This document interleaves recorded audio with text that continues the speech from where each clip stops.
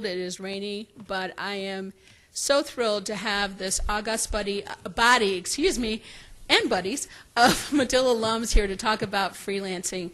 Let me just give you a little bit of background information, and also, pardon me, let me introduce myself. My name is Kimberly Cornwell. I'm the Associate Director of Career Services here at Medill. About 5 years ago, the sole gentleman on our panel, Matt Villano, reached out to me and said, you know, I'd like to do something. I loved my time at Medill. I've been a freelancer since day one and would like to partner with your office about talking to students about beginning a freelance career. And Matt, through his leadership, and has been so gracious in donating his time, has come back now. This is year 5, Matt. 5. To talk about his life, his career in freelancing, and to share his wisdom. We decided this year that we knew that there were some amazing alums out there also doing wonderful things in the world of freelance journalism. There's some folks out there who are naysayers saying that it's a dying profession, you can't make a living, et cetera, et cetera. And yet I believe that our panelists tonight are a testament that the stories out there aren't quite ringing true. So let me introduce our panelists very quickly. Our moderator for tonight will be Karen Springen, and Karen, of course, is a Medill faculty member. She's also a long-standing freelance writer. Next to her is Erin, and Erin, I'm sorry, can you pronounce your last name for me? Brereton. And next to her is Cheryl Jackson. Cheryl is also a Medill faculty member and also a member of Career Services. Next to her is Paige Greenfield, who, ironically enough, was one of Karen's first students here at Medill. And then next to her is Cheryl Dahl, and of course Matt Villano, our sole, yeah, that's him. And finally, last but not least, is Joanne Cleaver. They'll talk a little bit more about their backgrounds, but you can have their bios ahead. Here's our format and lineup for tonight. We're going to do 5 to 7 minute presentations from each of our panelists on their area of expertise, at which point we'll then transition to questions fielded by our moderator, Karen, and then we'll also open it up to Q&A from you as well. And then at the end of our event, we'll close out with a few general announcements. So without further ado, Karen, do you want to kick us off? I'll mostly just moderate, but I was on staff at Newsweek magazine for 24 years, but through the entire time that I was there, I freelanced on the side. So I highly recommend that even if you have a regular full-time journalism job, that you write for other people on the side. It makes you nimble, so you can write in different styles for different kinds of publications. And I think it's almost like dating. It makes you look like you're in hot demand, so your employer will know, oh, other people want her. So it's sort of a nice thing. It adds variety to your life and to your writing abilities. And then I have been, since I left Newsweek in 2009, I have been freelancing semi-full-time because of teaching here, and I absolutely love it. I will say, too, for anyone who wants to have a family, it's fantastic because you have more flexibility with your children. I have loved being able to, rejigger my interviews and all of that since I have no boss, so that I don't ever miss something critical in my kid's life. So if anyone's interested in having a flexible lifestyle as a mom, you can't beat it. So that's pretty much it. I've written for everybody under the sun. You can see it in the bio, so I won't repeat it, but I love writing for all of them. I think it's the best time in the entire world to be a journalist because you have not only every print outlet that's still out there, 9,000 consumer ones and 9,000 B2B magazines, but there's also countless websites, and I probably write equally for print and for web. So I'm happy to talk about any of that. And I'll turn it over to our actual panelists. Hi, I'm Erin, and I also have freelanced for about 5 years full-time. And when I had 3 full-time jobs before that, in the beginning, first few years of my career, I also freelanced on the side for the same reasons you said.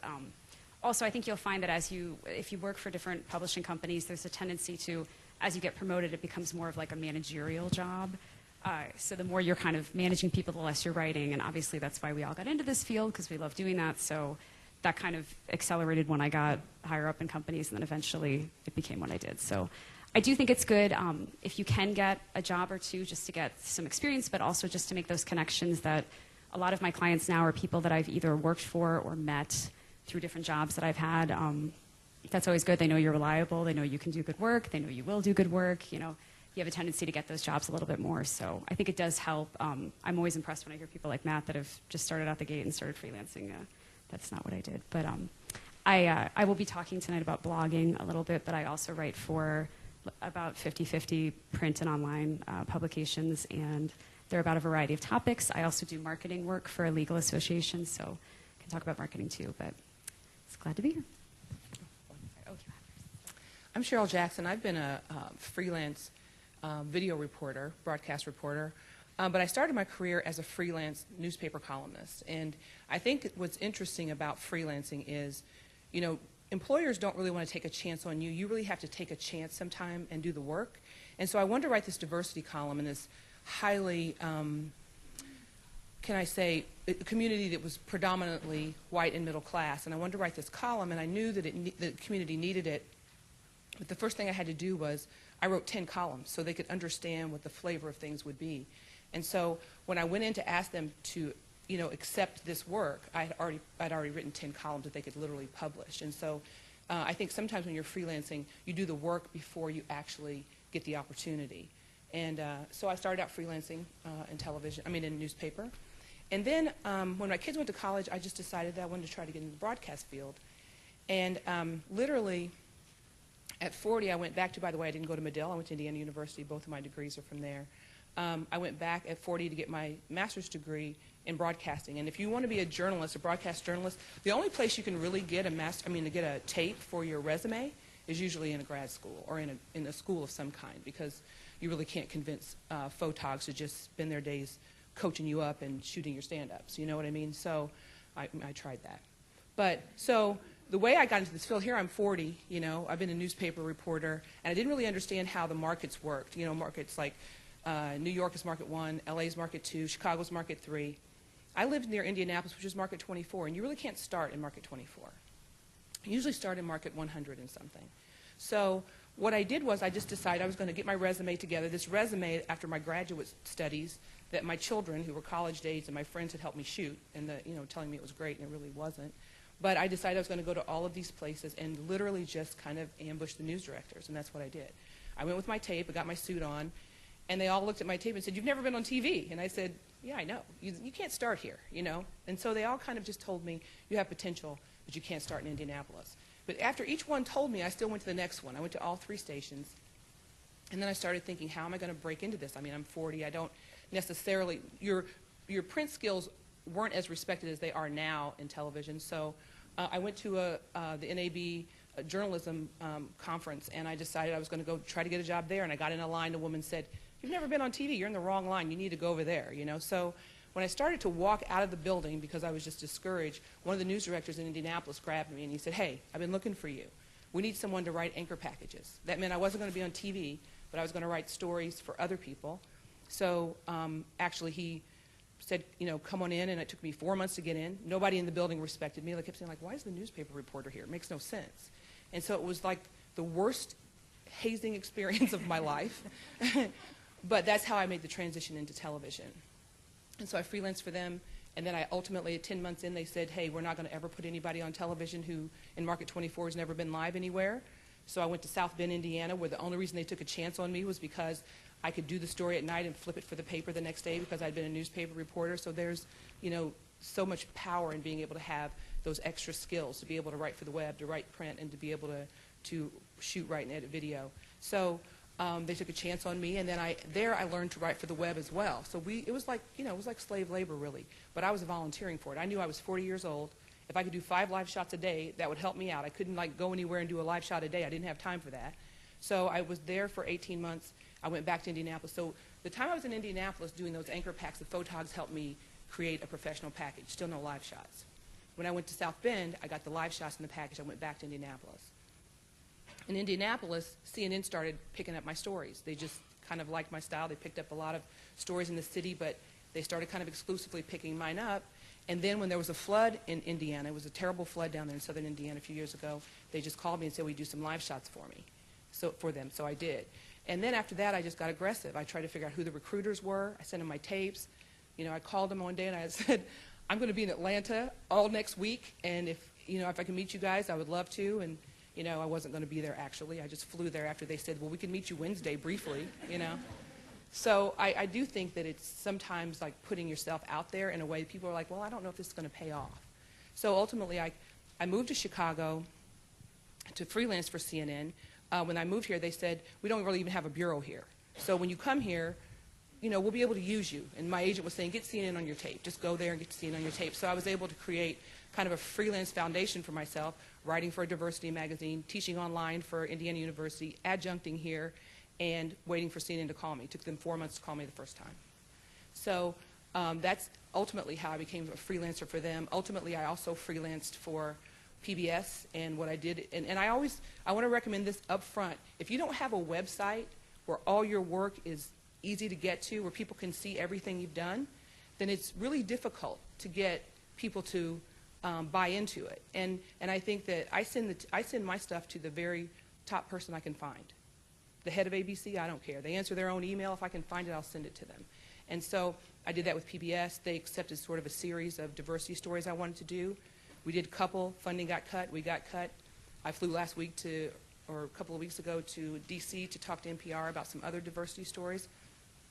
All those opportunities came because I have a link to a website that shows that I have the ability to write print, write for the web, do audio stories, do video stories. So I just want to kind of put that out there. To be able to be multi-skilled, and you can get that here, is the main thing to being able to impress the people who want to hire you, especially when you're talking about video. Because a lot of people who work in video can't write for the web.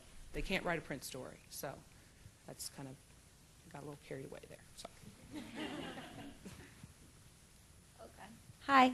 This is the first time I've ever talked on a microphone. I think the next time will be when I'm saying my wedding vows. So this is freaky. I just got really hot. Okay. So yeah, I'm Paige. I graduated from Medill undergraduate in 2006, and I've been freelancing ever since. I've never had any other jobs except for bartending and teaching yoga. So yeah, I basically got started with my teaching media, or your junior residency, I think it's called now. My junior year here, I was put at Women's Health magazine when they were brand new, only on their 4th issue, and they just threw everything at me while I was there. I had no prior experience at a magazine. I took everything they threw my way. They would ask for a stat for like a weight loss page, and I would find 20, and then they would maybe choose one. I supported writers with some research. I fact-checked entire issues. And basically what happened from there is they hired me on for the summer, so I was there a total of 6 months. When I went back to school for my senior year here, they just kept assigning me writing. I was still fact-checking for like $20 an hour, which was great as a college student. And by the time I graduated, I had enough work. As you may or may not know, in the magazine industry, editors move around a tremendous amount. So a contact I had developed at Women's Health magazine would go on to Fitness or Self, and they would continue assigning me stories from wherever they were, as short as 100 words or as long as 2,000 words. And so by the time I graduated, I realized like all my friends were making resumes and getting jobs, and I kind of loved what I was doing. And I said when I just showed up here, I actually had no idea that what I was doing was called freelancing. I was just like writing stories and happy as a clam. So yeah, and I just decided to move to Park City, Utah because I love to ski and I realized I could live anywhere. I just continued to grow my business. I have supported myself from freelancing since the day I graduated, even before. And that was, 2006, and I've been doing it for now 7 years, which is crazy. And I do want to just highlight something that Michelle had said about what you hear out there about the magazine industry or the print industry in general. My experience has been that every single year that I've been doing this, I have earned more than the previous year. My opportunities have expanded. They have changed tremendously. It used to be entirely magazine. Now I do a lot of print. I ghost wrote a book. So it's changing what the nature is. But the magazine jobs are still, writing opportunities are absolutely there. to the point that it wouldn't even make sense for me to go and get a job at a magazine because I'm currently only limited by how much I can possibly work. So I just really just hope to make you hopeful with that, because I just sort of close my ears when people say anything negative, because I know what my experience has been and other freelancers, and it's been extremely positive. I work from home. I live here in Chicago, and it's great. And yeah, I guess I'm going to be talking about pitching, so yeah, I'll talk about that shortly. Yeah. You'll do great. She's getting married in September. Thanks, yeah. I'm going to be okay. So my name is Cheryl, and I think I'm actually probably the only person on the panel who's technically not a journalist anymore, or at least in many circles I wouldn't be considered a journalist. I started my own company, a nonprofit called The Future of Fish, and we work on marine conservation. We're working with the seafood industry to try to end overfishing. So how I got from writing to fish is kind of a strange traverse, but it also has 6 years of freelance work in there that built the foundation for me to start my own company. And for me, the decision to leave journalism was actually not about not being able to make a living doing it. It was about some specific life choices for me about what I wanted out of my work. I got into journalism to make a difference in the world. And when I was here at Medill, my senior year did an independent study with a professor with what later became the Innocence Project. At that time, it didn't have that name. And was working on wrongful conviction reporting. And to stay with that project, my first job out of school was at a magazine nearby so I could complete that work. Sadly, that work was unsuccessful. I think it was the only project that professor ever worked on where the person was not sprung from prison. He is still in downstate Illinois rotting away. Yes. Infamous now. So that was actually, from there I went to, I had at that point an offer from an investigative newspaper for $16,000 a year, or an offer for twice that to be an associate editor at a trade magazine in Boston. So I took that job at a tech magazine and decided now is when I'm working on skills. So I did that tech publication for a few years, and then a new magazine started up in Boston called Fast Company, which is a business magazine. It was started by two former editors of Harvard Business Review, and their concept was to take Harvard Business Review and have it collide with Rolling Stone, to have business coverage be fresh and interesting and young. So I joined Fast Company, and there I started writing about social entrepreneurship. So people who are trying to use business as a way to change the world and a way to address major social and environmental issues. I kind of fell in love with that beat, and I did it for several years. They moved me out to California to work there. Around that time, the magazine got taken over by a large German conglomerate, and working for them was about as much fun as you would imagine it was. And so I left to write a book, and the arrangement with the magazine was that they would rehire me when I finished the book to come back to the magazine in about a year. But that German conglomerate did not have an official leave policy, so this was all kind of an oral agreement with my editors, who then a year later left the magazine as I was ready to come back. And it happened like a week after I had moved into a new apartment with a spare bedroom that was going to be my office for my freelance work. So my freelance career began involuntarily with the rug ripped out from underneath me. That first year, I earned barely $22,000. I ran up an enormous credit card debt, and I struggled to make ends meet. And I bounced back from that the next 2 years and wound up making a lot more money than I ever made when I was employed by Fast Company. So that ended up looking like working for Fast Company as a projects editor, and then starting to work for nonprofits, because what I found was that my work in social entrepreneurship started to expose me to information that was valuable in the nonprofit world. So what I was doing as a writer was doing what writers do, looking for patterns, looking for stories. And it turns out that stories and patterns are worth a lot in the nonprofit world because people want to understand how change happens. One of the projects I did for Fast Company was to found the Social Capitalist Awards. It was the first national business award for social entrepreneurs in the country. And to do that, we set up a process where we had a methodology for evaluating all of these applications. I worked with the consulting firm to set up that methodology and figure out how we were going to decide how do you measure a nonprofit that works in the space of homelessness versus one that works in the space of technology in the developing world for schools. So we built that together, and in that time I looked at over 200 applications a year, and I started to see things that were interesting to me in how there were some organizations that succeeded and some did not, how these organizations as a cluster started to look like a collective solution to a particular complex problem. And I wanted to do something with that. And at that time, I was also trying to sell more stories around social entrepreneurs into the other media channels where I was working. At that time, I had a column in the New York Times in the business section that I had helped create for them. It was giving career advice, which is something I had written about for Fast Company as well.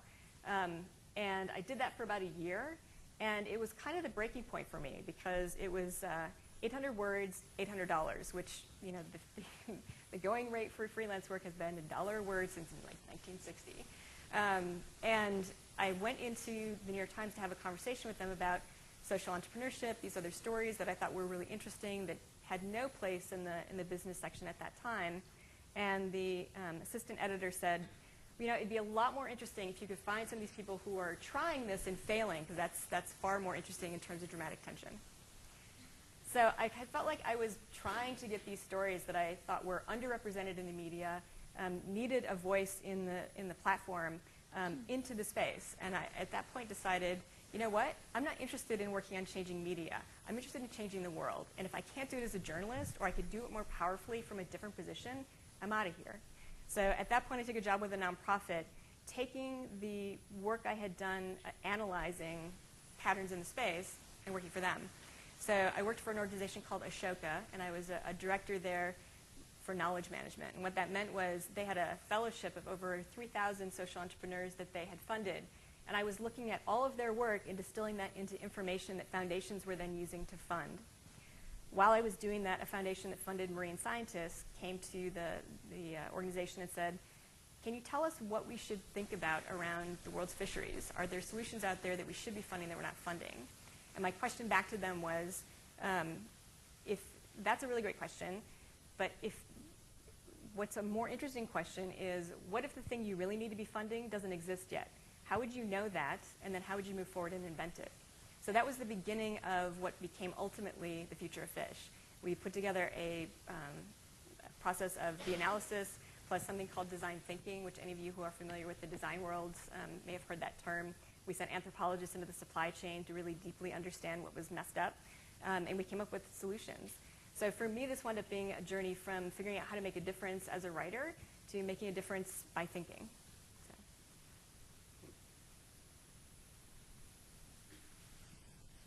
I'm Matt Milano, and I've been full-time freelance for going on 17 years now.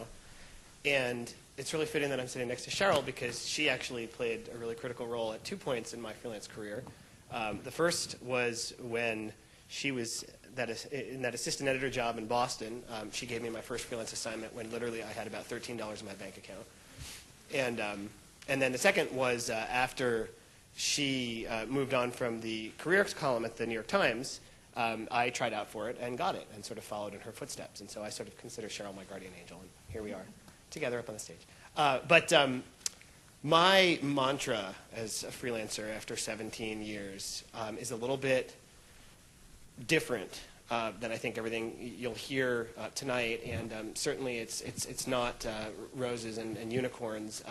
I sort of see freelancing as a business. I see writing as a craft and freelancing as a business, and I make these distinctions pretty dramatically because for me, when you are passionate about a craft, you engage almost constantly in creativity. It's all about passion, and it's all about art. And while those things certainly exist when you're writing for a living, freelancing is a business. And as most businesses, it's all about money. With that in mind, a lot of what I talk about when I talk about freelancing is more about dollars and cents and how to make that and how to avoid, well, how to leverage but then avoid credit card debt and actually focus on making money, which is something that I think if you focus on the craft, it's just impossible to do long term. And so for me, freelancing, it really comes down to three key activities. Number one is diversification. and many of the other panelists have referred to that and mentioned it. I really appreciated what Cheryl was saying about how she went from print to video and broadcast, because I think that that's critical. The last thing you want is to be pigeonholed and then find yourself out of work because the particular niche into which you've spent most of your energy suddenly disappears, or suddenly loses interest in funding an edit hole, or they can't sell ads off the edit. So for me, a real key has been to write for a broad variety of outlets in a broad variety of industries, and to extend and advance outside of the world of journalism at times as well. I write speeches, I write marketing campaigns, I write web copy, I've done press releases, never, of course, for companies that I've also written about. That gets into another issue. But the bottom line is there are literally thousands, if not tens of thousands, of outlets for content. And just because we're in the Medill School of Journalism doesn't mean that we should confine ourselves to journalism. So diversification, number one. Number two, as any business, a lot of freelancing is about customer service. And by that, I don't necessarily mean the readers per se, though it's always important to find out what they want and what they need. But really, I'm talking about editors. I can't tell you how many times, and it really boggles my mind, I'll talk to an editor friend who will share this anecdote with me about a writer who was asked to do a rewrite and basically just said, no, you want me to do some edits, that's going to cost you extra.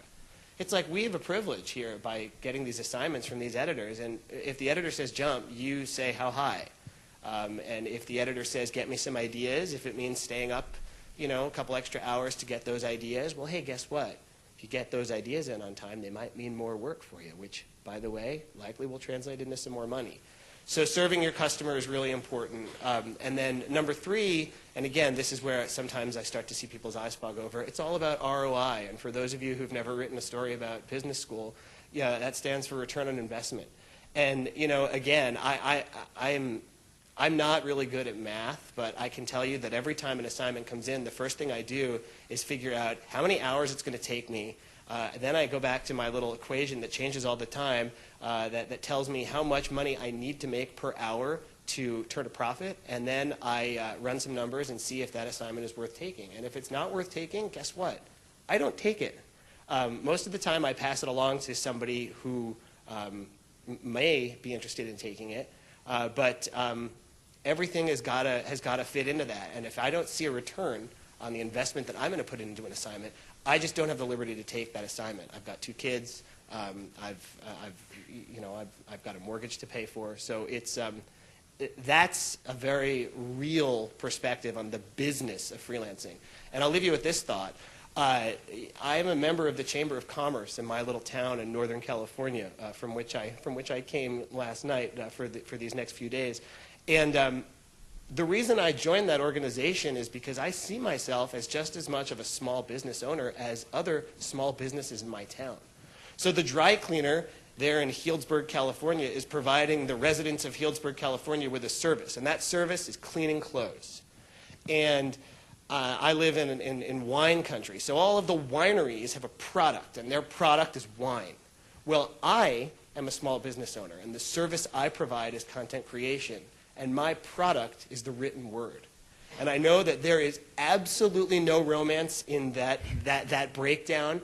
And when I was a student at Medill, I had an adjunct professor who was a freelancer who broke it down for me exactly the same way. And I sat there and heard her do it, and I thought, that is blasphemy. This lady is on crack. And here I am 16 years later, and I'm telling you the same thing because it really is an important part of freelancing as a career that you need to consider. It's not just roses and unicorns, it's a business. Wow. Let's see if I can master the technology. Do my trifocals. I'm Joanne Cleaver. I'm the real Mrs. Cleaver. Anybody watch Basic Cable? Thank you. Okay, so you can get that out of your system now. I agree, and I've experienced almost everything that everybody on this panel has. I decided I was going to be a writer when I was 13. I decided when I was 18 I was going to freelance. I majored in business journalism here by putting together a double major. I got internships at financial organizations that no longer exist, for industries that no longer exist. I got a bachelor's, a husband, a baby, and a master's in 15 months. I started with Cranes. I freelanced for them for 17 years. I dump my bottom 10% of clients. That's my formula. And I increase my income 25% a year in a normal economy by cutting the bottom 10%. So I agree. You need to treat your business, your freelancing as a business. You also have to be in love with what you do, and it has to be part of a mission. But all of that has to roll up into a strategy, because when you're freelancing, you have to identify your own goals. If you freelance, you are, by definition, setting your own course. So you have to figure out how you're going to make, what that course is going to be, how you're going to achieve those goals, how you're going to measure those goals on all the measurements that are important to you. Job satisfaction, life-work balance, income, vices. My vices are very important to me. So in a fantastic roll-up of all of this, my latest book actually addresses a lot of this. Pretty good, huh? Pretty smooth. Yeah, this is my 7th book. It's right here, and someone can come up and look at it, and you can pass it around because Matt will get a smudged copy at the end. It's my 7th book on career strategy, and it actually takes the concept of the career ladder, where you move continually up in a traditional corporation, to broaden that to a lattice where you're moving over to move up as well, which is precisely what you need to do when you're a freelancer. At the moment, I'm segued out of traditional journalism. I did take a few years as a deputy business editor at the Milwaukee Journal-Sentinel, and I realized that a few years there was not giving up a few years of my toddlers for, because I liked my toddlers better than those toddlers. So I am thrilled to be, for the last several years, back full-time into content creation. I manage major association research projects that measure and support the advancement of women in various industries. I do some work for some government entities. I do white papers, and I do a lot of core content, everything from scripts for websites to infographic writing to just, big chunks of who we are, what we do, all this kind of stuff. And I employ a couple folks, and I can tell you how to do it, but so can everybody else here. So I'm going to let you guys take it away. All right. Well, you guys have probably heard the old joke that freelance is a 9-letter word for unemployed. And now you know that's not true at all. So I guess I'm hoping that each panelist, some of them have already slightly addressed it, but if each could talk about how they actually make a living, how they don't fit into the freelance is just a 9-letter word for unemployed. That's a good question. I think that, as everyone has said, it's very important to treat it like a business. I used to teach a class for Media Bistro in Chicago on breaking into freelancing, and one of the things that I stressed in every minute of the class was that you have to kind of, when you start doing it, especially if you've been doing it on the side, you may kind of think this is my fun work, but it's really like you incorporated. Then you're the business, you're selling yourself, and as Matt said, a lot of it's customer service. You always want to go above and beyond. If somebody asks you to do this story, I always try to get it in a day early. I try to get photographs of the people you interview that are high res, you can email. Having been an editor for years, any writers that I hired that could make my life easier were always the ones I went back to, so that's the writer that I kind of aim to be. But then again, you do have to kind of have that situation where you examine before you take everything. And sometimes you get excited, especially during, when you start out or if the month's a little slow or something. You start to get these things that are maybe lower paying, maybe more work involved, and you tend to jump at them. But I always used to say it helps to have kind of a chart that you make, and I wouldn't publish this on your website, but to kind of estimate what you would charge per hour. I charge different amounts for the marketing work I do, especially if you have corporate clients. They always pay more than some of the smaller publications. So just kind of know, and when you talk to people, get the whole story. So sometimes people say, oh, do you want to do this story? It's 500 words, it's exciting. It's about PETA or something, and you're like, I don't know. But then you have to ask, and it's well, how many sources, if it's 15 people that you have to call for the story and piece that together, it can be a lot of craziness. So you want to kind of estimate the time it's going to take to know, because again, time is money. And the dangerous thing I think about freelancing is when I started doing it full time, having done it for years, I had a client base built up. That was not a strategic thing. I probably should have been strategic, but I didn't.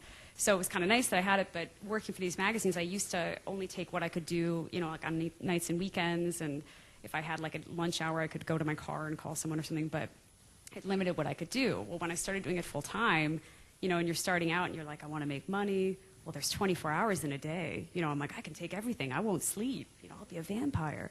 But that obviously is not the best quality of work. You don't want to do that. So I think it's important to kind of gauge, you know, and again, like they said, have a trajectory that you want to go next year. Do you want to get into this field?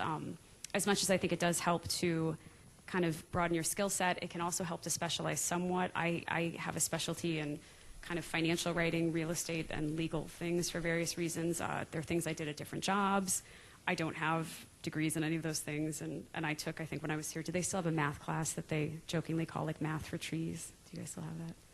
Like a tree could take it and do so well, and yet I still found it challenging. So, I mean, I don't have like a degree in that, but the more you write and the more you have those things on your resume that you've written for this publication and this publication, that kind of opens the door to other publications. And, you know, I've gotten work from, you know, the marketing aspect back when I was an undergrad.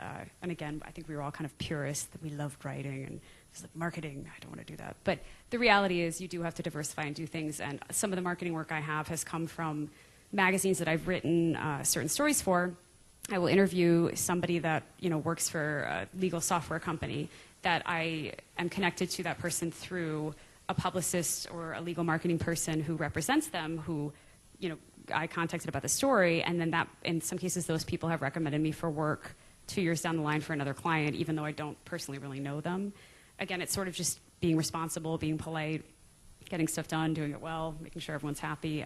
That really does help. But I think that another thing about freelancing that's important to just to mention is that, and again, you don't really know till you try, but some people I think really love it. I do. But there are people that I think would also hate it. It is somewhat of a solitary situation. If you love being in a group situation at all times and bouncing ideas off people and doing things, it is a lot of working alone. Personally, I like to kind of drill down, get my work done, focus on what I'm doing, and it used to drive me crazy at offices that there were like 9,000 distractions and people coming by to tell you that there was cake in the cafeteria, which like they'd never seen food before. Like that was like, I have to do something. And then, you know, you're late for a meeting about how the company needs to have more meetings. Like all that stuff was just noise that ate up the day, and I prefer to kind of focus on what I'm doing. So, but there is that sense of, you know, you're doing more kind of the piece of, it's similar to like if any of you guys have had like a newspaper internship, you're so focused on the one story you're doing that you're trying to get in that day that you're not really always a part of the big picture. You don't feel like it. It's sort of the same thing where you're like, here's my thing, I'm working on it and handing it in, and I like that personally, but I think it would drive some people crazy if they really loved that human interaction at the office every day and, you know, and the teamwork sense. So that's kind of my thing, but sorry. The question again? What was the question? Basically, how do you keep from being that freelance is a 9-letter word for unemployed? How do you get enough work? Well, I might be the only person here who's actually done work for free. And the reason that I did it, I wrote my column while I was raising my children. My children are probably older than most of you. And so I wrote my column while I was raising them. But then when I decided to get into the workforce full time, I had to sell out for a resume. I had to work to build a resume. So there was a lot of jobs that I took that didn't pay well, but that would advance my ability to do other work. You know, I freelanced for an NPR station, and the pay wasn't very good. And I did, but I did get a few stories I could put on my resume tape to say that I could do audio work. You know, so when I first started out, there was a lot of work that I did. I don't even think I asked people how much it paid. I just wanted to get it. You know, I just wanted to be able to do some magazine work, to be able to do some print work, and so I spent the last 10 years. I've been, you know, full-time working 10 years. Just for background, I was married 23 years. I've been divorced 10 years. And suddenly I was just sort of out there, like, got to make this happen quickly. So I had that column under my belt, and I'd done a lot of diversity training, and that was just sort of my brand. It was something I felt like if I was an expert at anything, I'd actually had a lot of real training. So that was kind of the hook I went to everything with, you know. And sometimes people would say, well, we really can't probably pay you what you're used to or whatever. I'm like, that's fine, you know. And not that I couldn't have used the money, but at first I had to kind of take some jobs to get some skills. When I worked in Indianapolis as writing anchor packages, I'm not sure what I made, but I know this. The way they process the freelancing, sometimes I wouldn't get paid for like, 180 days. I wouldn't get paid at all. It would just be so confusing. But I knew I had to be in that newsroom, and that was the only way I was going to get the skills, was to be there. Some days I would go in, they would have nothing for me to do, and I'd just think to myself, I'm not leaving. I'll sweep. I'll do whatever you want me to do. I'm not going anywhere. And I would just walk around. Can I write something for you? Can I do something for you, or whatever? I had to go in the middle of the night and teach myself the computer, because basically everyone there had been in the business for years, and then here I come, and they're like, why is she here? So I worked in Indianapolis, and really that first time when I'm writing anchor packages for almost no money, and they paid me sometimes. But that did allow me to get, like I said, the professional tape to move on. So by the time you're freelancing for CNN, you're making money. There are still times, though, when I did the story the first story I did for PBS, I pitched it to them. I never asked them one time about money, because I wanted to show them that I could do this long-form kind of journalism, which I've done a lot of, I've done a lot of those 2-minute packages or minute 30 packages for television, but I really needed something that had been on air that was a long piece. So I never even asked them how much they paid me. I mean, they paid me, but it wasn't even part of the pitch, because I knew that I needed long-form stories on my resume to be able to continue to do what I needed to do. So probably everyone has a lot more money in the bank than me, it started to allow me to build situations where I can make money, and like I said, by the time you're working for CNN, you're able to, as a freelancer, you make good money. But in the beginning, I was basically just working to build a resume. And so I don't know, but I think sometimes that might be necessary, especially when you're talking about broadcasting, because when you're talking about broadcasting, the only thing people respect is the work that you've done. They don't care that I had been a newspaper columnist for 15 years, that I had been a journalist, that I had spoken about diversity in large groups. They were just like, what do you look like on tape doing a 1-minute story about a pothole? That's what we want to know, right? So ultimately, I did do some stuff that I didn't make a lot of money at, and sometimes I think you may have to sell out to build a resume. By sell out, I mean not get paid, but be able to do good work so that you can advance yourself to the next thing. So I did have to do a lot of that. Just a quick note. I don't have a formula about whether or not to take a story, because I take all of them. And I do. And I go to bed at like 9 p.m. or 10 p.m. every night. So it's not like I'm working in the middle of the night. I've actually probably only turned down about 6 stories ever, and that's been in the last 2 years. For me, my experience is work begets work. So, even if a 3,000-word story, which is actually for $2 a word, quite a bit of money, even though it might take me a ridiculous amount of time, like absurd, if I really broke it down by the hour, that editor can come back to me again with another 2,000 or 3,000 word story, and then the next time I'll be more efficient. So, and I even, I don't really actually have a threshold for how low I'll go in terms of how, that sounds terrible. Let me just give you an example. Most of the articles I write, I do get $2 a word, but there's a magazine I write for that won't pay more than 90 cents a word. And I go back and forth in my brain about whether or not to take these stories anymore. But I write 1 or 2 stories for them a month, anywhere from 1,500 to 2,000 words. So mathematically, and I've learned to do them efficiently. So I think that the equations are incredibly important, especially for running your job like a business. But I still use a beginner's mind when it comes to freelancing, and I'm still like, I can't, it's 7 years. I'm like, I can't believe they want me to write a story. And I write them all the time. So, yeah, all this is incredibly valuable, but if you find yourself 7 years from now still saying yes to every story, that's fine too. Every freelancer has a completely different experience out there based on what outlets you write for and what your experience is with one assignment getting another one. If it's a one-time thing for something, that probably won't happen again. Maybe it's not worth it. But my experience is the more I work for certain magazines, Men's Health is a great example, formed amazing relationships with the editors there. The more I work for them, the more work I get. So I will take a 100-word story for them, no problem. But I also write 3,000-word stories for them. So that's just my experience. Yeah. So when I was freelance writing, I did have a formula, but it was not based on money. It was based on stress. And the formula was I needed to have 1 or 2 big projects sold for the year so that I could look at an annualized basis and say, all right, I am 50% toward what my nut is for the year. Because for me, selling piecework got to this level of like, I didn't feel like I could ever say no because sometimes stuff falls through, or sometimes despite your best intentions to budget the number of hours you think it will take, something happens and things slide out of control, and all of a sudden you've doubled the number of hours you thought you were going to put in on a piece. And I found that day-to-day measurement really stressful. So for me, I was really focused on, can I get some bigger product work in the door so that I can relax a little bit? It still meant, keeping track on a monthly basis of, am I mostly there, am I mostly not there?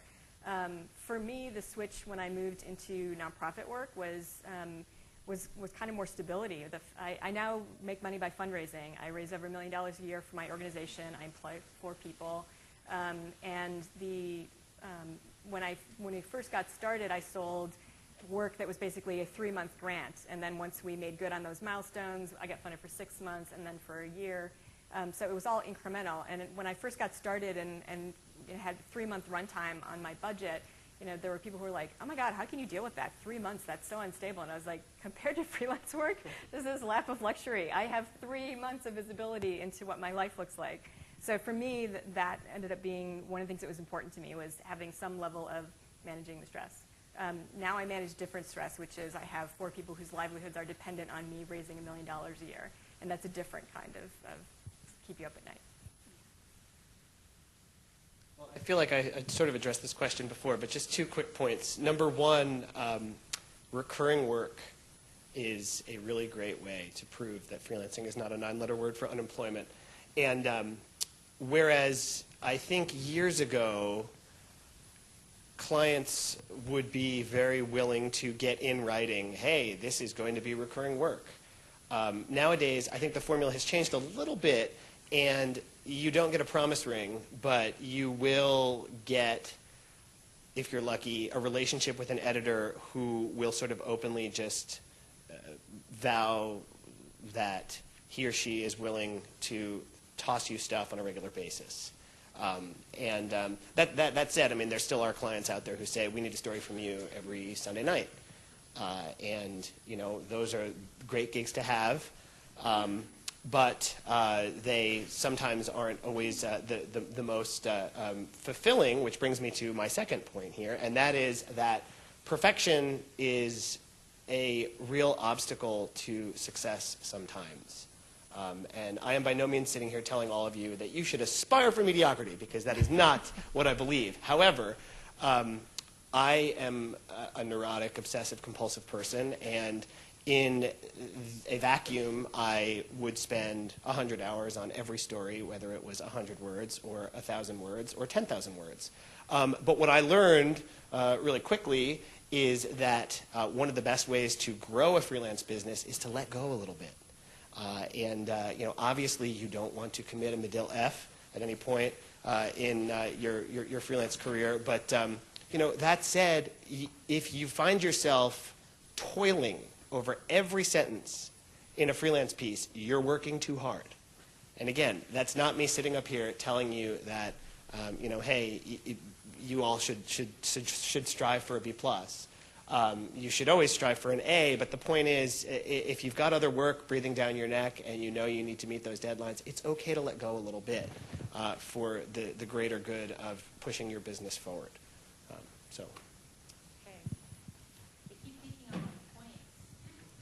I'm going to tell you the 2 4-letter words that are going to get you clients. Sound good? Yeah? The first word is sell. You have to sell. You make friends with it. You have to market yourself. You have to sell. Get over it. Get over it. Okay? No one is going to buy your idea on the basis of your charm unless it's your mama. And I don't think the Christmas letter pays. So you have to make friends with the concept and the action of selling. I read a book that's out of print, but you can get it for 99 cents through Amazon, called Selling is a Woman's Game. I read it about 15 years ago. It completely changed my perspective. And this one story in this book changed my perspective. Way back in the day, children, there's this thing called PETA, People for the Ethical Treatment of Animals, and they went through this little thing where they were throwing paint on women who wore fur coats. Okay? So there's a gal who sold fur coats. So she was seeing a significant decline in her sales. So she had to figure out how in the world she was going to keep selling fur coats when her clients might get publicly shamed for wearing the thing that they had aspired to buy that cost $8,000 that was not easily dry cleanable, that was a dead animal. So her strategy became this. When people came in, try on a coat, and here's this woman, she wants it, but she's afraid to go out there. She'd say, I just want to tell you something about these mink. They all committed suicide. So that brings me to my second four-letter word, and that is pain. There is an enormous amount of pain out there in the world. And the reason why there's a lot of pain, this is good kind of pain, don't cry. Good pain. And the reason why there's pain is because of Google and search, okay? Everybody needs content. If you don't have content in the interweb, you don't exist. This means that every single organization, a nonprofit, a for-profit, anybody who wants to have any kind of presence in the world has to have something worth finding. All of a sudden, our words have become monetized. Guess what? They don't know how to write. That's why they didn't go to journalism school. They became accountants. They became engineers. They became something else. And they're petrified. Pain is your friend. When you put together sell and you put together pain, you get opportunity. It's not a four-letter word. That's a better word, okay? So here's what you're going to do to break in. You're going to find something that you're interested in. And stop me if I'm boring you. Yeah? No? I don't see you writing things down. Okay.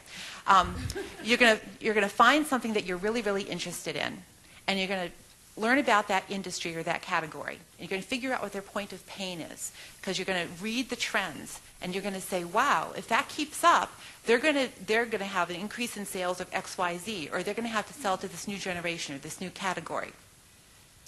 And because you're interested in it, it's not going to feel like a chore, right? So then you're going to think, they really ought to be able to say this, or they ought to be able to get found by that way. Boy, if I was the customer and I was looking for them, I'd really want a blog on this. I'd want to find an infographic on this. And then you're going to find somebody somehow, and if you want more, it's in the book, but I can tell you too, who's going to give you a little time to tell you connect those dots, where that industry's going, what you already want to do, what you're interested in, and where the intersection is of where they're headed and their pain because they don't have content to help people find them. You with me? Okay? So they need to get found. You're interested. You're going to help them get found, and that is where the opportunity is. So let me tell you how this played out.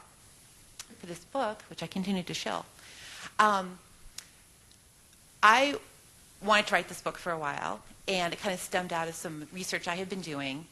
And my first run was a disaster. Thank God I have an agent because someone had to hand me the Kleenex. So we thought we had it sold, but it's 2008, the financial meltdown didn't happen, and a $100,000 contract just evaporated in an instant. She thought we had it, and then it wasn't there. So it's a really hard day. So that was pain. So she said, think about it, come back, we're going to get this thing done. So I was going to approach an organization that does workforce training and does a lot of research. They're a nonprofit based here in Chicago. And so I said to myself, applying the formula I just told you, what do they need to do? What problem do they have that I can solve?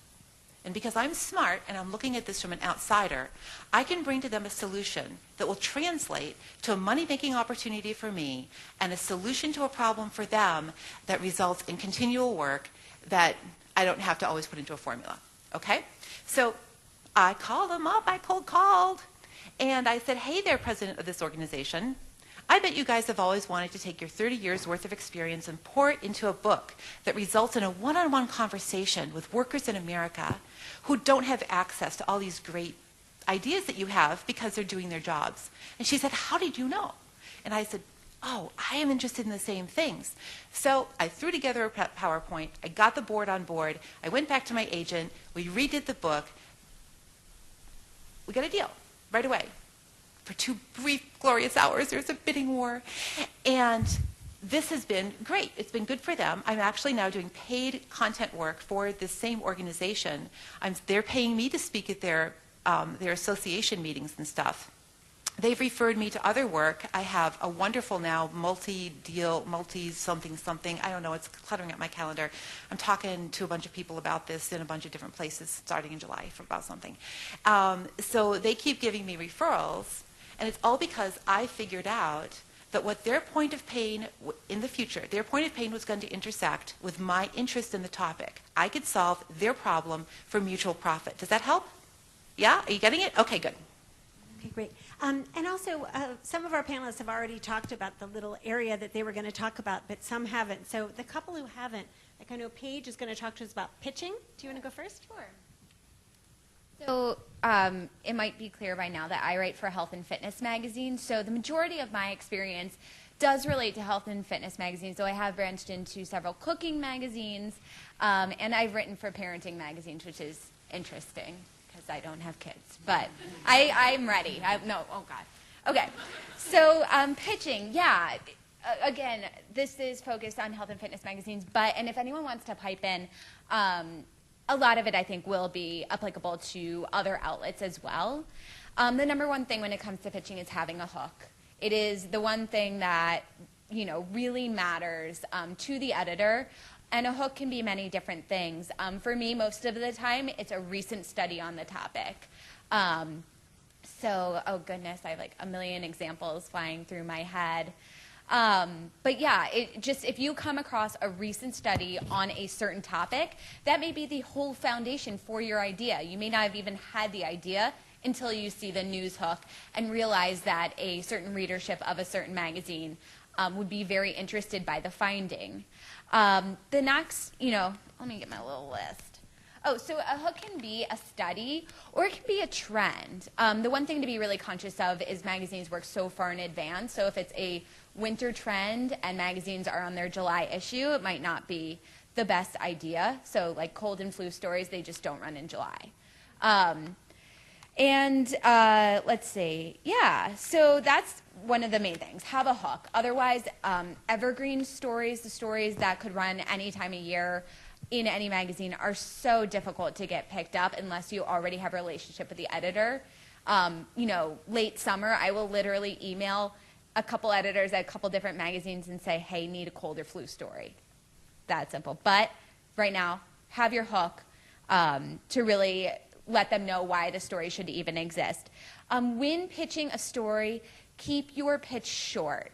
Super important. Editors are crazy busy. So just make sure I'm thinking like a slightly long paragraph for the pitch. Another important point is to have a couple examples of what would run in the body of your story. So you take the hook, for example, I recently wrote a story for a fitness magazine that's in either the February or March issue about how short-term stress can actually be beneficial to your health.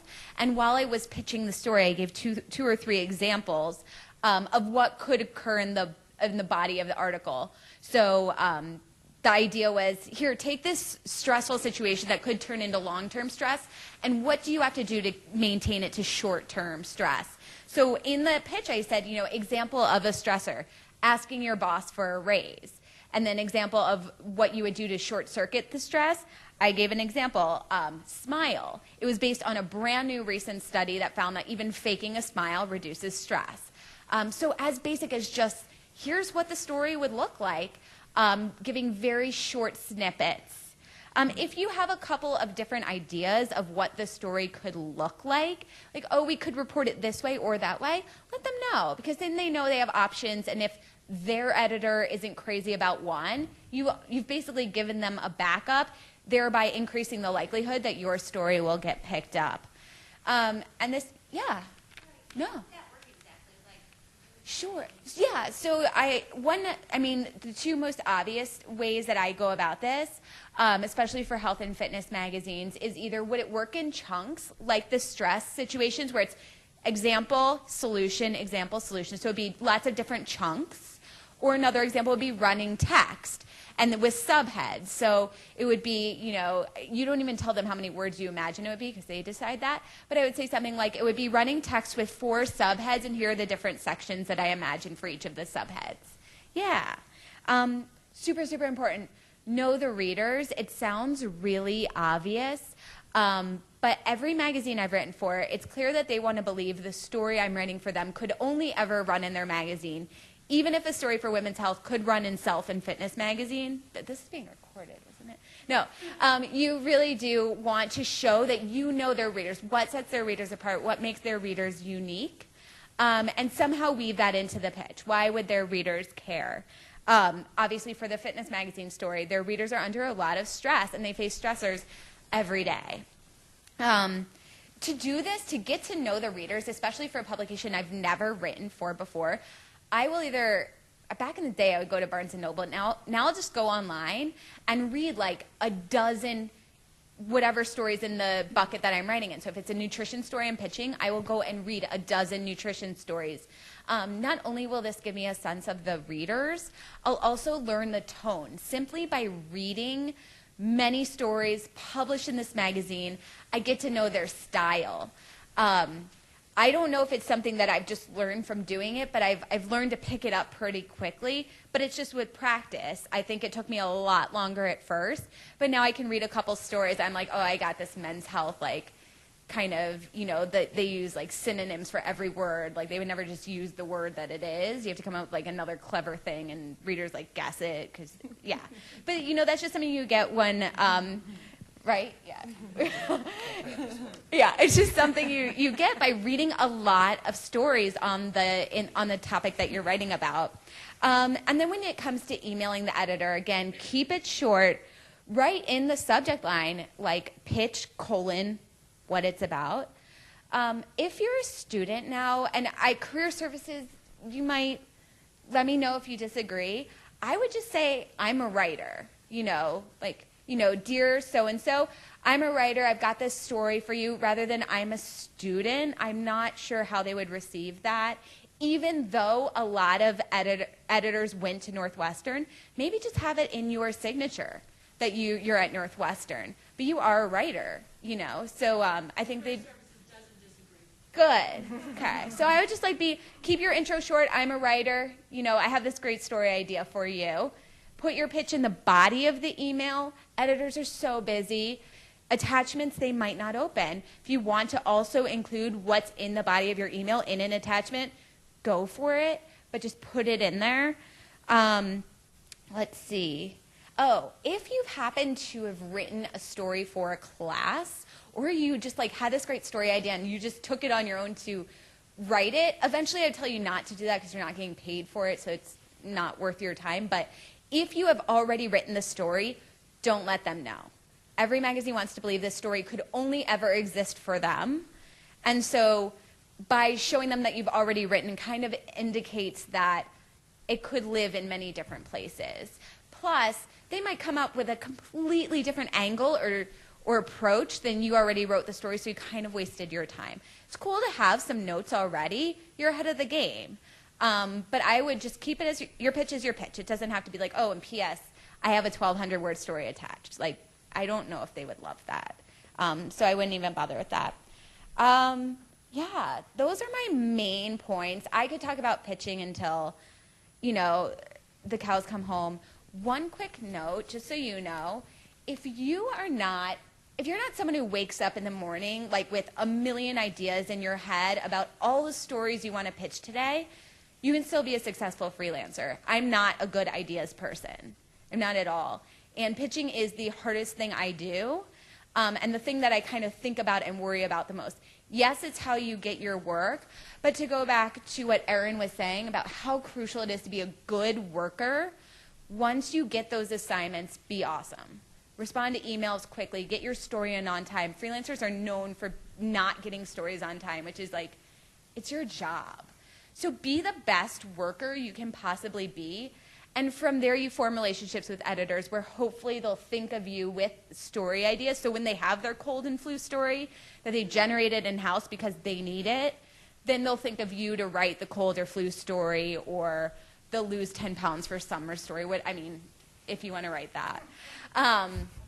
So yeah, you know, you can be an awesome freelancer. If you're an awesome worker, you're pretty good at ideas. If you're awesome at ideas, great. You know, you definitely are on the right path. But know that you can still succeed, even if you don't think of 100 ideas a day.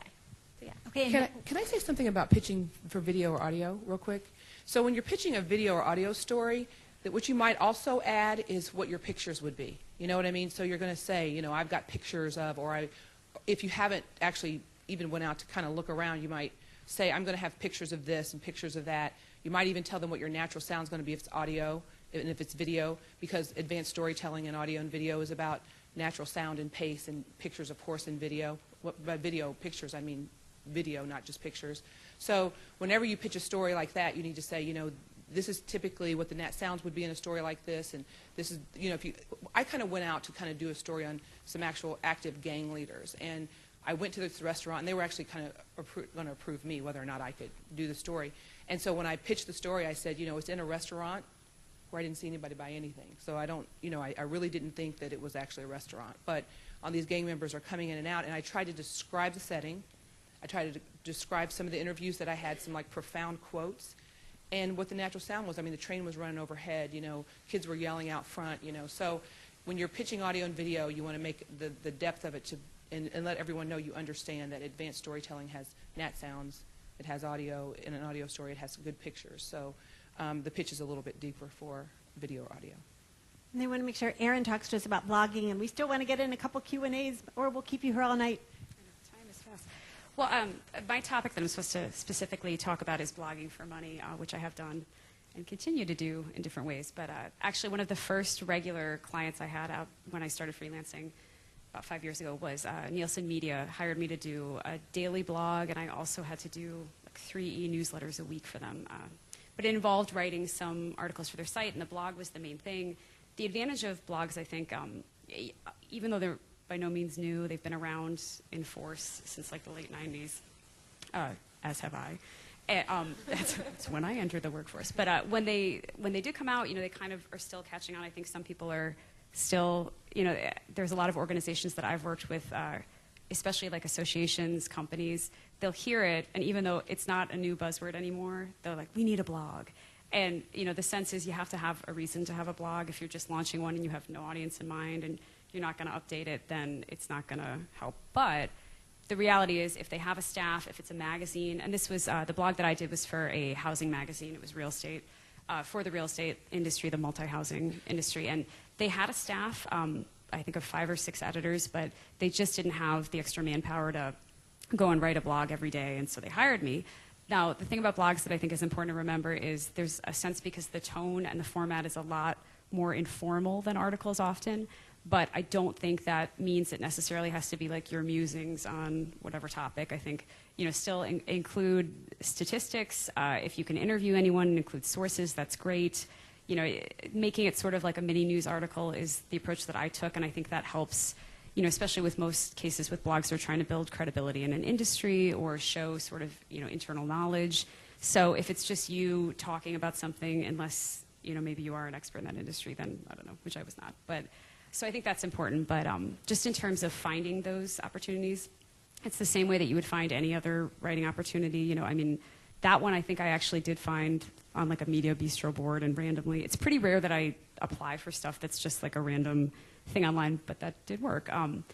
Just business-wise, it's much easier and it's much more effective, I think, to go, and I hate the word networking because I feel like it sounds schmoozy and that's not really my nature, but to, you know, keep in contact with people you've worked with. Somebody here said, you know, people that have moved to other places. That's very true. People do move around a lot in our industry. They go to a new magazine, you know, keep in contact with them, and if you mention you're freelancing, a lot of times that will lead to, you know, they'll say, oh, well, we hire people, and, you know, send in your stuff. I still always send like a resume and stuff just in case you don't know if the person remembers what you do or, you know, what your specialties are. But I think that kind of thing just really helps. Going to events, again, I think networking is weird and creepy, but every time I go to a networking event, I feel like I've gotten some sort of business lead out of it. So, you know, and I mean, going and just being yourself. I don't think you have to be the person who walks in and is, you know, schmoozy and awful and weird. But, you know, and I think, again, then you get the sample assignment, you do a good job, and it kind of builds from there. But just in terms of building those connections and asking, you know, if they know of anyone. And sometimes it is just asking.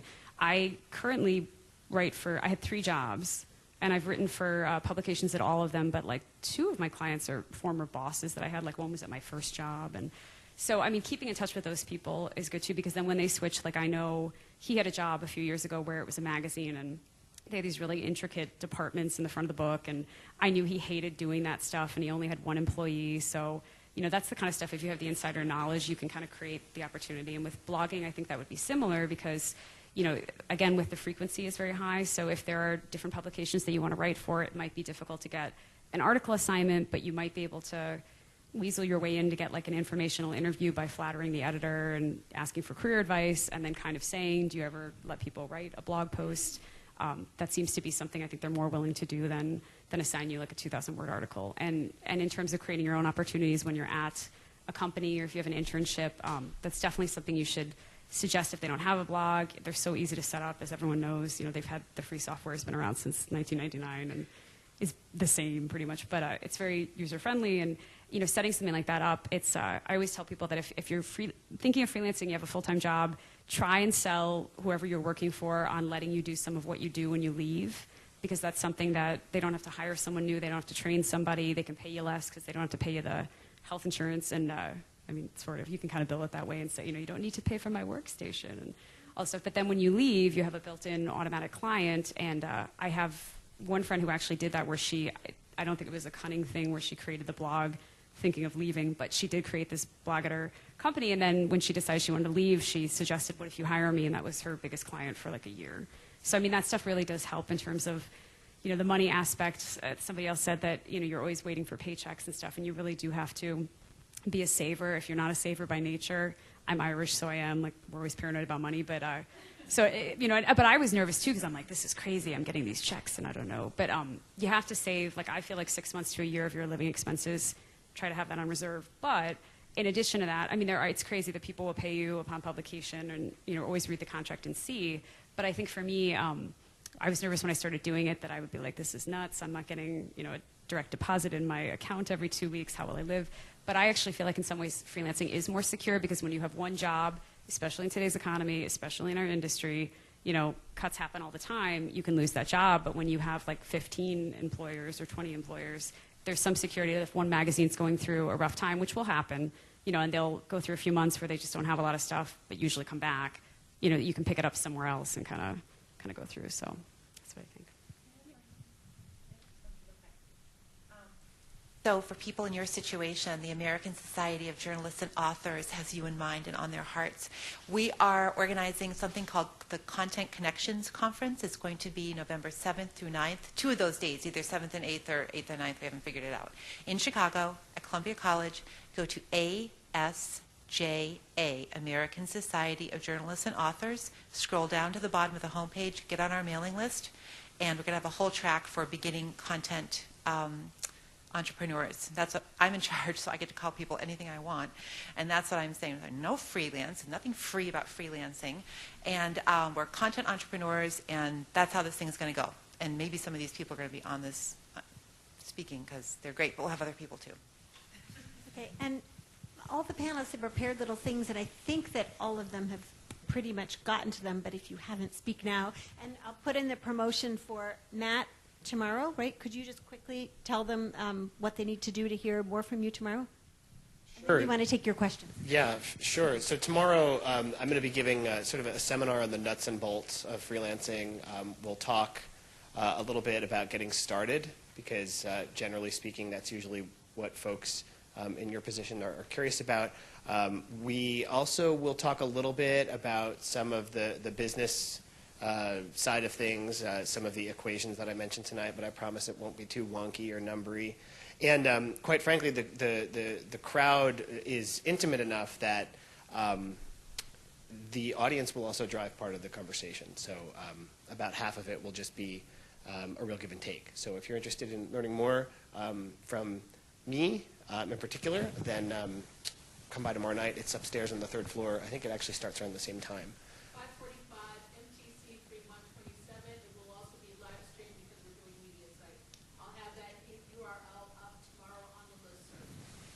Excellent. So again, there's so much that we didn't get to that you can ask Matt: taxes, what organizations to belong to, all of that kind of thing. But we want to take a couple of your questions. So just raise your hand if you have a question. Ashley. So going back to the diversification, if I am working in PR or copywriting or any of those things, and I show up at an event to cover it for freelance from a journalist standpoint, at what point is it bad if I meet Rachel and she's like, oh, I just started a business? And I'm like, well, here, I can help you and with your content. So what kind of overlap is there from like an ethical standpoint of being a journalist and being a survivor? I'll give a quick answer, and then I'll let everybody else chat. I mean, I think so long as you keep the world separate, and so long as you would be comfortable with, say, an independent news organization reporting on how separate you kept things, I think you're safe. A real question comes, a real issue can come up if a contract that you've signed with one of your clients prohibits you strictly from doing something like you described, or even more seriously, say, going on a press trip or that sort of thing. And again, I think really just the best strategy is to keep things separate as best you can, and in those cases where perhaps you feel you've crossed the line, just be as open as possible with your editors so that the editor doesn't get this email that catches him or her completely off guard, because generally speaking, those emails will result in a termination of your relationship with that editor. Does anybody else have anything to add? Hey, I'm wondering, when you are starting out, so you have all these ideas, all these pitches, you have no actual work yet, and you manage to send out like whatever your quota is, you have your 10 pitches, you send it to editors. Now you basically have to wait up to 2 weeks or whatever to hear back. What is the most productive thing that you guys would do in this waiting time when you feel like you put out as many ideas as you have? Come up with some more ideas and send some more.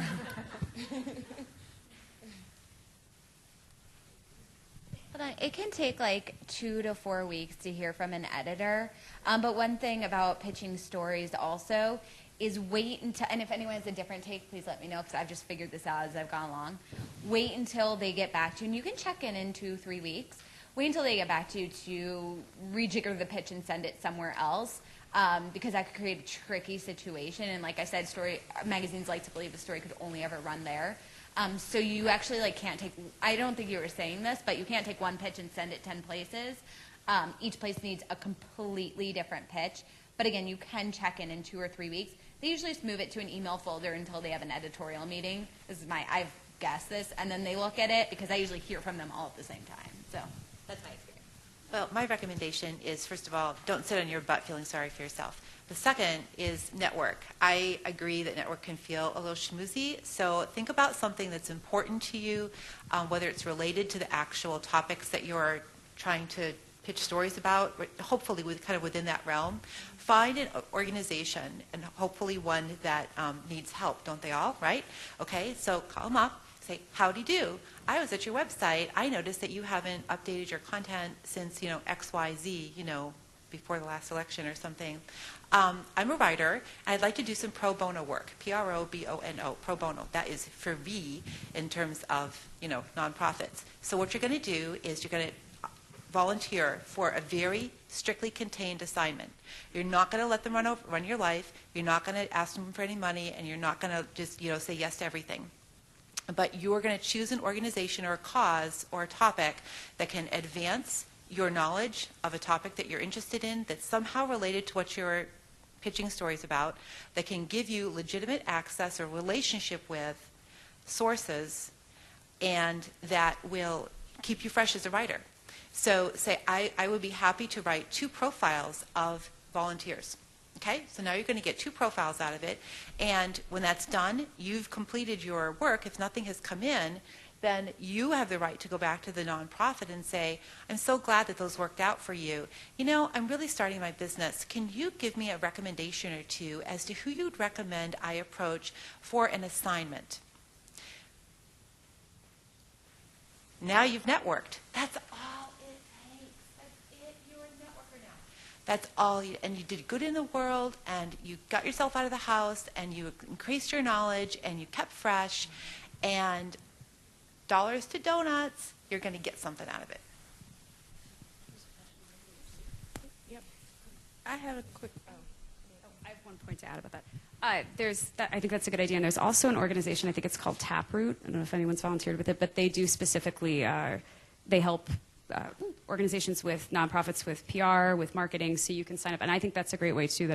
I've recommended that in the past. I've never worked with them, so I don't know if it's great or it's not. But it seems like a good opportunity to get experience. Like if you maybe could do some broadcast stuff, or maybe could do writing press releases, and again, it's just kind of spreading that network out. That if you're doing stuff for free, you may meet somebody who knows somebody who works at a magazine, or something. That stuff does happen a lot. So just keep the word out there and talk to people. I'm sorry, and I know we have more questions, but I just want to stress, again, the numbers, annoying money businessman is going to chime in here and say, I think that is great advice. I really do. And I think when you're starting out, you do want to open yourself up to the idea of doing things on spec, on speculation, which is basically doing things for free, or doing things pro bono.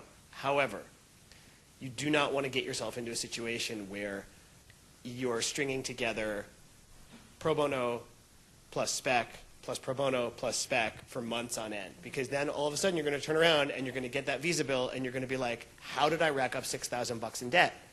So it's important to keep in mind, again, this notion of needing some cash to fuel the fire. And you know what? If you have to take a job as a barista, or if you have to take a job doing something in a field that might not be directly related to writing, it's not a big deal. Because ultimately, the strategy is to provide yourself with the foundation to grow this freelance business. You don't necessarily need to do that by freelancing. Oh, I agree. My point is, you get your permission to get a referral paying work. You earn the right to get someone else to validate your skills. You bought a referral by working for free. I mean, I know that sounds kind of crass, but it works for me. So, have an end game. I completely agree with you, but have an end game. You also have now a resume. You also have something else to put on your And you resume. got something fresh for your... One other thing is, I always am a fan of like the informational interview, and I've done these with people when I worked full time at places as editors. That if somebody writes a nice email and says, "Hey, I'm moving to Chicago. I just graduated," or do you have any career advice? Do you have 10 minutes for a phone call? To kind of give that person the foot in the door. I had help when I was younger. That I'm always willing to do that if they're polite and nice. But I think that helps just to, even if that editor may not have work for you now, you've kind of established something and you send an email in a few months and check in, you're much more likely to, get maybe a job interview or a freelance assignment or something from somebody who believes you're earnest and want to do something, as opposed to just sending, a resume via email or something. So that helps. I think there was a question over Yep, right here. I had a question about building your brand as an individual, as a freelancer, because I feel like we hear about it and we think about it with publications, but do you think it plays a bigger role when you have to do it by yourself, and do you guys have agents? In broadcast, you usually don't need an agent early on. Well, they don't want you early on, usually. That's the case. But ultimately, you do need an agent because agents have access. And I always say my agent has access. That's about all he has. I do everything else. But you ultimately will need an agent. But I do think branding is important. Like I said, that I was a diversity newspaper columnist, and my brand is really that I believe that it's something I understand well, so that I could be in a newsroom as someone who could talk about copy, whether or not it's whether or not something is offensive or something like that. So I think you have to kind of look at your brand, but when you're starting, especially in broadcast, your general assignment. So I always say you have to be able to report on everything. You don't have to be an expert on anything, but you have to know an expert. You have to find someone that I think that even like a politician who's maybe a friend of yours, or someone who will talk to you when you say, when I put this together, does this make sense? Or the quarterback of a football team who can say, if I have to write about this, does this make sense? So I do think that branding is important maybe later. Initially, you're a general assignment reporter, but you can consider your brand. Like I tell everyone when they come here, if you want to get out here and be a sports reporter, then we're not going to let you just do stories about sports. But if you find a news hook on it, a news hook, and do a story about, like, for example, we have Allison Bullock, one of our grads, who had a completely sports tape when she left here and is on the radar of ESPN already. But what she did, when she comes to Chicago Broadcast, we're not going to let her just do stories about sports. But if she does a story about Derrick Rose, I like to call him Eric Rose to make her mad, but Derrick Rose, every time he makes a basket, there's $100 goes to the boys club in his neighborhood to, whatever, to get equipment or whatever. Now it's a story with a news hook. Now it's a sports story. So you do need to kind of skew what it is you want to do while you're here and start looking for a news peg for the kind of work that you want to do. Why are you interested in agents? In the broadcast, you ultimately need an agent. You can't get to CNN without an agent. You know, you really do have to have someone who has access to the recruiters. You can't get to the networks without an agent typically, because your agent has access to recruiters and you don't know who they are. Book authors usually have an agent for that also, but when you're just a regular print writer, you're your own everything typically. And actually, I was just going to say, first of all, I love that you're on this panel. Every year we miss the component that you're bringing to this panel. It's so awesome that, yeah. But actually, as a writer, I know a couple of people who have agents, and quite frankly, and I know this is being recorded and I still stand by it, I think if you're a freelance writer and you have an agent, and all you do is journalese, you're not into the whole book thing, you know, or whatever, journalese and corporate stuff, I think you're losing money. Because agents, no, it's fine. Agents take a cut.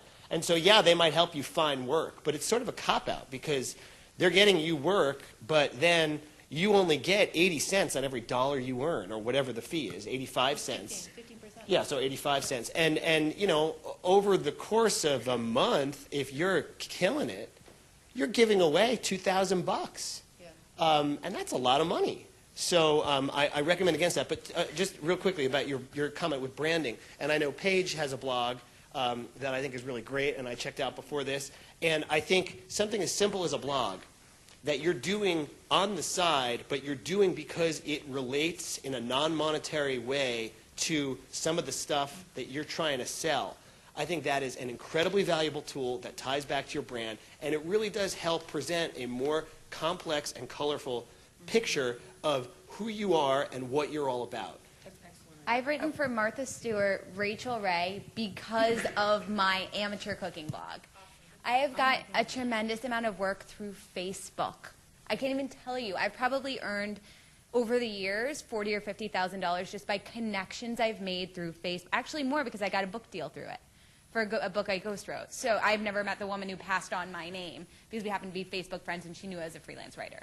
So make yourself findable, clean it up. No more college pictures, okay? And don't go friending editors, but if they friend you because you've worked together, accept it. And yeah, we were talking about what to do in the time between assignments.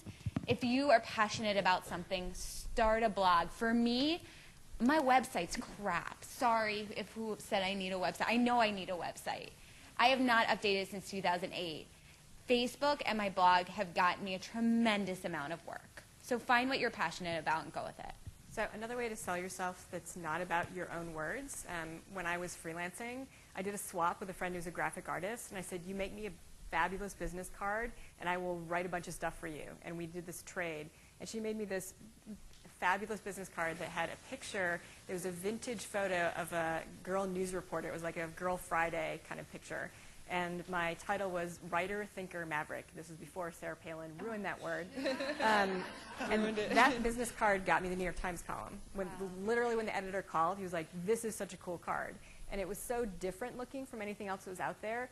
If you fanned out business cards on a desk, mine popped because it was just a photo as opposed to a white card with text on it. And it also became, for me, ultimately a vetting instrument because if someone looked at my card and they're like, that's not a picture of you. Yeah, no, because I'm not a real estate agent. I don't want to work with you, you know, or like writer, thinker, maverick. What's that all about? So it was just like this was who I was. This was my attitude. This was my thinking, and it became a great way of representing myself. I think part of your question goes to how you present yourself in an authoritative, compelling way that people will want to hear more. Is that correct? Yeah. Okay. I got my agent in the elevator with an elevator pitch between floor 4 and the mezzanine. As I stalked her, and I had and she seemed really nice, and I thought I'd like to work with her. And so I stalked her, I believe, and I said, oh, I really loved your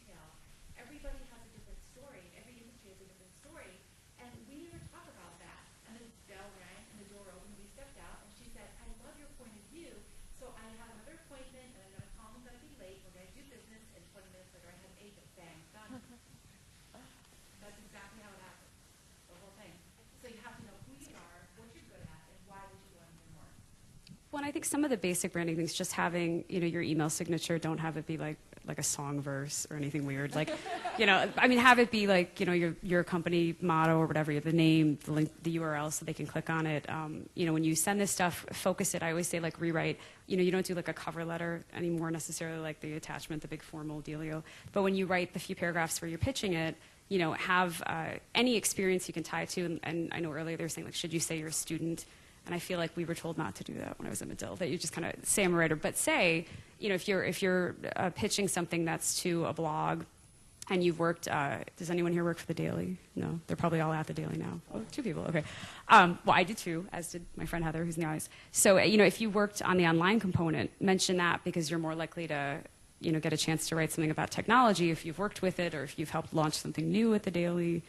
So that kind of stuff, I think, just to kind of focus, and every time you send stuff, and the more clips you get, if you're applying to a legal publication, you want to, start out with a couple clips that are legal magazine things or related. It sounds, like common sense, but sometimes you kind of have to think, and when you don't have a ton of clips and you don't have a ton of experience, did you do one story at an internship that might relate that you could mention or something just to get your foot in the door? Because that's what, when editors are reading that stuff, they're looking for kind of the points to be like, oh, okay, this person might be great. If you can't say I've got 200 years of experience, that... Go ahead. Well, I was going to say, in broadcast, the way I got an agent is, when I got to Indianapolis, the second time I just said, I think I'm going to try to get an agent of one of the famous people, so Oprah's agent didn't want me, and neither did Barbara Walters. Surprise.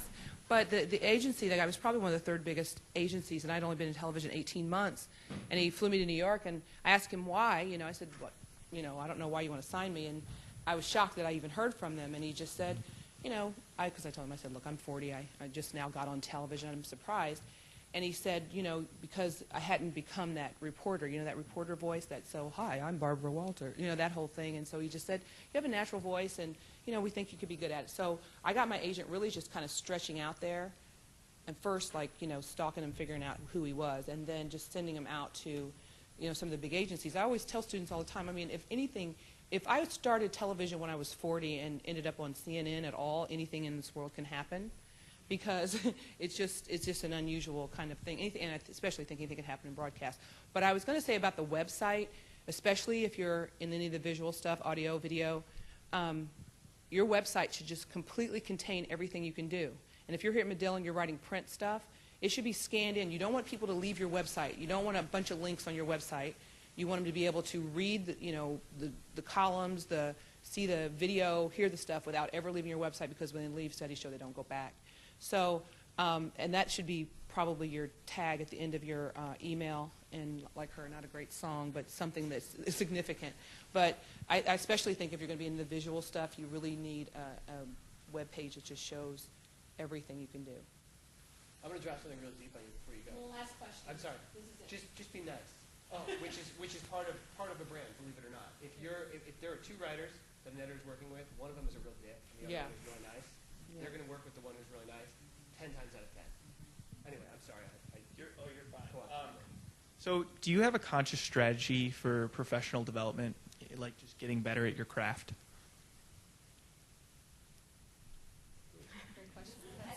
Really? How to answer succinctly. Go ahead, Yo. Well, I'm always trying to learn something. Really, when I got into the fields of work that I'm in, I was 40 years old, so I'm always running fast and trying to learn something else. And just like the stories I pitched for NPR, I've only done a little radio. And so I will listen to 100 stories on NPR, and I will just try to study strategy. Even though I teach audio reporting here, it's usually short form. It's not long form. And I feel like the last 10 years of my life, I'm learning something new all the time. And I'm aggressive about that. And I really feel like that I kind of have to be in the, kind of the way I've crafted my life. So I would say if you're writing content for publications or internet publications, reading is sort of obvious, but it really is a good way to improve your own craft. And on the corporate side, Erin mentioned this earlier, and I think it's really great advice. The informational interview. You don't always necessarily need to be seeking something tangible in the moment from an informational interview. And again, Erin alluded to this before. If you're feeling maybe out of touch, maybe like you need to sort of approach the corporate writing gigs from a different perspective, just ask a marketing communications manager to lunch and basically just say, you know, what are you guys bugging about right now? You know, what's really irking you? And I guarantee you, at least one time during that meeting, you're going to hear something you didn't expect to hear, and that one thing is the one thing that you're going to need to do differently in order to get the next job. And if you actually seize that opportunity, you will find many more opportunities where that one came from. At least that's a strategy that I can share. I don't know if anybody else has. I joined a creative writing group. Yes, we make things up. It's fantastic. We have no Medill up in this group. The more crazy it is, the better. And I love it. It's improved my writing so much. I think kind of what Matt said, more the sense of, you know, we all love the writing, and I think in our own way, even though some assignments are not that creative, trying to, you know, bring the most to it, make it the most compelling piece. But in terms of the growing the business aspect, I think for me, as I mentioned earlier, you know, I don't like meetings. I think conference calls are like the work of the devil.